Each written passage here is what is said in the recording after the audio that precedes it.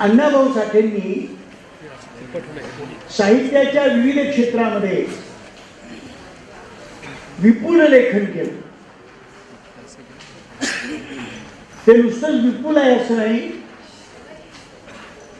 तर ते दर्जेदार साहित्य. असं विपुल साहित्य, दर्जेदार साहित्य लिहून सुद्धा अण्णाभाऊ साठ्यांचं योगदान मराठी समाज जीवनाला, मराठी साहित्याला, त्यांचं जे स्थान या साहित्यामध्ये ते योग्य रीतीने लोकांच्या पुढे गेलं नाही असं मला वाटतं. म्हणून अण्णाभाऊ साठे साहित्य संमेलन सुरू करण्याचा हा इरादा केला. सुद्धा आपल्याला प्रत्येकाला एक जात मिळतेच, आपण मागितलेले असतं. अण्णाभाऊ साठ्यांना सुद्धा तशी मिळाली आणि अण्णाभाऊ साठे ज्या जातीमध्ये जन्मले त्या जातीतल्या सहकार्यांना त्यांच्याबद्दल ममत्व वाटणं, आपलेपणा वाटणं हे स्वाभाविक आहे. त्याच्यामध्ये काही गैर आहे असं मानणारा मी नाही, ते स्वाभाविक आहे. पण या स्वाभाविकतेचा एक परिणाम असा होतो की आपण त्यांचं कर्तृत्व, त्यांचा विचार, त्यांचा व्यवहार हा संकुचित करतो. तशी संकुचितता अण्णाभाऊंच्या बाबतीमध्ये सुद्धा आलेली आहे, येऊ पाहते आहे, वाढते आहे असं वाटलं. म्हणून त्यांच्या कार्याची, त्यांच्या व्यवहाराची, त्यांच्या विचाराची एक व्याप्ती समाजासमोर जावी हा दुसरा एक हेतू अण्णाभाऊ साठेंच्या साहित्य संमेलनाच्या पाठीमागे. तिसरी गोष्ट आहे, आपण एकूणच आपल्या साहित्यिकांच्या बद्दल लिहिताना, बोलताना, ऐकताना काही गोष्टींचं भान आपल्याला राहत नाही. मला असं आठवतं, एका बैठकीमध्ये अशी चर्चा माझ्या समक्ष झालेली मी ऐकलेली आहे. जाणकारांची बैठक होती, अगदीच काहीतरी आघाडी लोक होते असं नाही. अण्णाभाऊ साठे कम्युनिस्ट होते की नाही, खरं म्हणजे मला सुद्धा स्वतःला वाईट वाटलं की अण्णाभाऊंना जाऊन काही फार वर्ष झाली नाही, काही शेकडो वर्ष झाली नाही, काही निष्ठ झाली. पण अण्णाभाऊ साठे कम्युनिस्ट होते की नाही याची चर्चा जर अजून चालू असेल तर ती गोष्ट इतिहासाची इमान राखून होते असं होत नाही ना. अर्थात याला कारण आणखी काही गोष्टी कारणीभूत असतील ते असतील नाहीत, पण खरं म्हणजे एक कम्युनिस्ट कार्यकर्ता म्हणून अण्णाभाऊंच्या बरोबर 10-5 वर्ष राहिलेला, काम केलेला कार्यकर्ता म्हणून मला असं वाटतं आमची सगळ्यांची त्याच्यामध्ये यावर या. आपल्या अण्णाभाऊ साठे साहित्य संमेलनाच्या 4थ्या साहित्य संमेलनाचे अध्यक्ष एकनाथजी आव्हाड झालेले आपण त्यांचं स्वागत करूया. मी आपल्याला सांगत होतो ते असं की आपल्याला अण्णाभाऊ साठेंचा राजकीय विचार, तो विचार मान्य आहे की नाही, बरोबर आहे का चुकी आहे, याच्यात जर कुणाला काय म्हणायचं म्हणा, तो भाग वेगळा.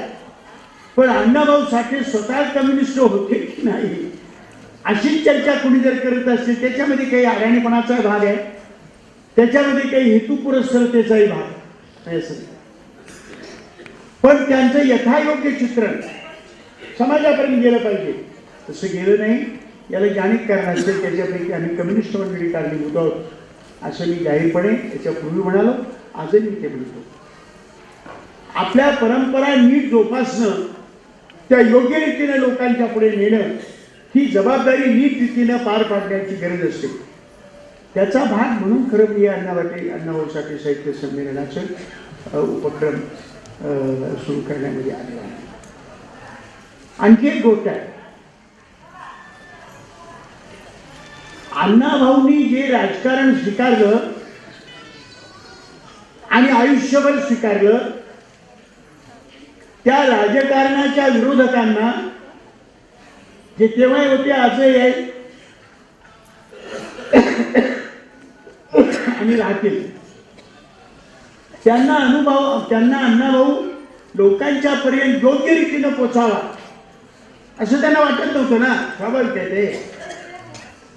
त्याचाही काही परिणाम होऊन अण्णाभाऊंचं योग्य चित्र, योग्य मूल्यमापन, योग्य विचार लोकांच्यापर्यंत गेला नाही. म्हणून ही अण्णाभाऊ साठे साहित्य संमेलन आम्हाला सुरू करायचं. आणि मला बरं वाटतंय पहिल्या साहित्य संमेलनापासून त्याच्यामध्ये सहभागी असलेला एक कार्यकर्ता म्हणून की आता त्याला काहीतरी एक आकार येतो आहे. आणि नाशिककरांचे अभिनंदन केलं पाहिजे. त्यांनी हे साहित्य संमेलन अगोदरच्या 4 साहित्य संमेलनाच्या पेक्षा थोडंसं सरस रीतीने या ठिकाणी भरवलं. याच्याबद्दल नाशिककरांचे मनापासून अभिनंदन करतो. परंपरेचाही भाग आहे, अभ्यासाचाही भाग आहे. त्याच्यातून ही गोष्ट घडते, चांगली गोष्ट आहे. अण्णाभाऊंचं साहित्य याच्या पुरतं हे साहित्य क्षेत्र, हे साहित्य संमेलन अतप्पर मर्यादित राहू नये अशी माझी आणि माझ्या जवळजवळ सर्व सहकार्यांची इच्छा आहे. अण्णाभाऊंच्या बरोबरीनंच तितक्याच समर्थपणे मराठी साहित्यामध्ये ज्यांनी योगदान केलेलं आहे, या सर्व योगदान करणाऱ्या या बाजूच्या, अण्णाभाऊ ज्या बाजूचे होते त्या बाजूच्या सर्व साहित्याची चर्चा या स्वरूपाच्या साहित्य संमेलनात व्हावी. म्हणून काय करता येईल याचा विचार आम्ही करतो. जरी ते एका व्यक्तीच्या नावानं, एका साहित्यिकाच्या नावाचं साहित्य संमेलन असलं तरी त्याची व्याप्ती वाढवण्याचा असा हा प्रयत्न आहे. आतापर्यंत हे साहित्य संमेलन कोण भरवतो अशी काही एक चर्चा असते. कोण भरवतंय खरं म्हणजे स्पष्ट आहे. आतापर्यंत अध्यक्ष शोधून काढले म्हणजे लक्षात येतं, उद्घाटक शोधून काढले म्हणजे लक्षात येतं कोण भरवतंय ते.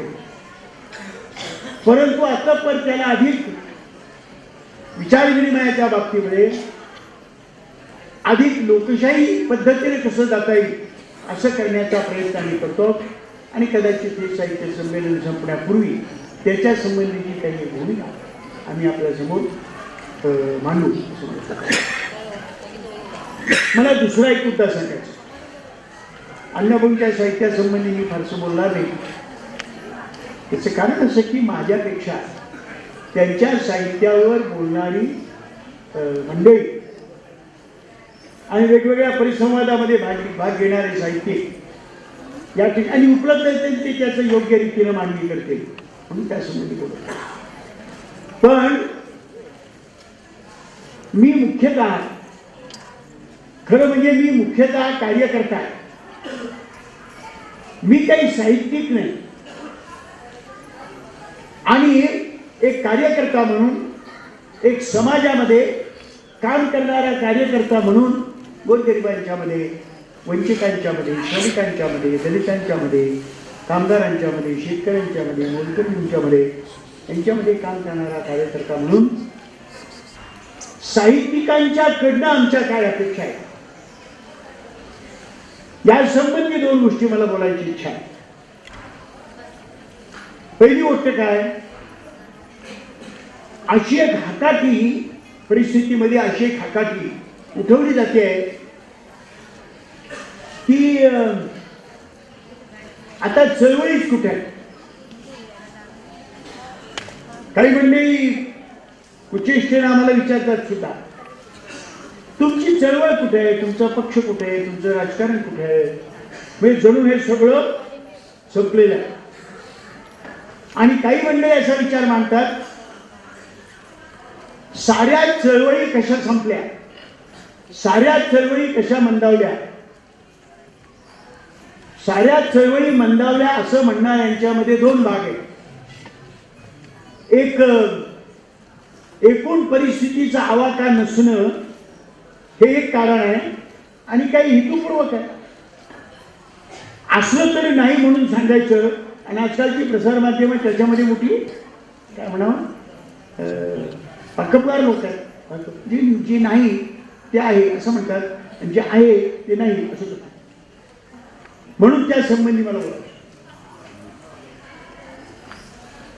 चळवळी मंदावलेल्या आहेत, चळवळी कमी झालेल्या आहेत,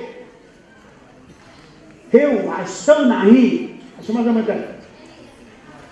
त्यांच्या मर्यादा, त्यांच्या त्या उणीवांची मला जाणीव आहे, पण चळवळीच मंदावली आहे खरं नाही. जगभर, भारतात, महाराष्ट्रात उद्रेक आहे. लोक उठतायत, लढतायत. त्यांची दिशा बरोबर असेल, चुकीची असेल, त्यांचं पुढारी पण करणारे योग्य रीतीनं करत असतील किंवा करत नसतील, त्या चळवळीने एखाद्या वैचारिक भूमिका असेल किंवा नसेल, त्या उद्रेकाने एखादं तत्वज्ञान स्वीकारलेलं असेल किंवा नसेल, पण समाजामध्ये हालचालच नाही असं चित्र तयार करणं आणि जणू काय आता सगळं संपलं असा एक निराशेचा सूर लावणं आणि जे कुणी काही करायला निघाले असतील त्याला निराशेमध्ये ढकलणं असं घडलेलं आहे. मी त्याच्याशी सहमत नाही. काही गोष्टी आपण वस्तुस्थिती म्हणून लक्षात घेतली पाहिजे. खुद्द अमेरिकेमध्ये प्रस्थापितांची बाजू घेणारा जगातला बलवान देश म्हणून ज्याची वाखाणणी आहे, त्या अमेरिकेच्या दलाल स्ट्रीट नव्हे, दलाल आपल्याकडचं, त्यांचं वॉल स्ट्रीट आपल्याकडचं दलाल, त्या वॉल स्ट्रीटवर अमेरिकेमध्ये काही लाख मुलं आणि मुली शिकलेल्या, कॉम्प्युटरची जी भाषा मला फारशी येत नाही त्या भाषेमध्ये बोलणार आहे, काही लाख लोकांनी त्यांनी दर्शनं केले. आणि काय घोषणा देत होते ते? आज सुद्धा आपल्या सकाळच्या प्रबोधन फेरीमध्ये काही मुलं घोषणा देत होती, up up socialism, down down capitalism अशी इंग्रजीमध्ये. कारण मुलांना सुद्धा आजकाल लहान मुलांना तरुणांना इंग्रजीमध्ये बोललं म्हणजे जरा जास्त बरोबर असतं असं वाटतं. कुठून आलं मला माहिती नाही खरं, मी तिकडचं विचारा. पण अमेरिकेमध्ये त्या मुलांची घोषणा अशी होती, डाऊन विथ कॅपिटलिझम. ते अप सोशलिझम म्हणत नव्हते, पण डाऊन विथ कॅपिटलिझम असं म्हणत होते. अमेरिकेमधली मुलांचे काय सांगत होते? कसली तुमची लोकशाही, वी आर 99%. ते असं म्हणत होते, आम्ही 99% आहोत आणि तुम्ही 1% आहात.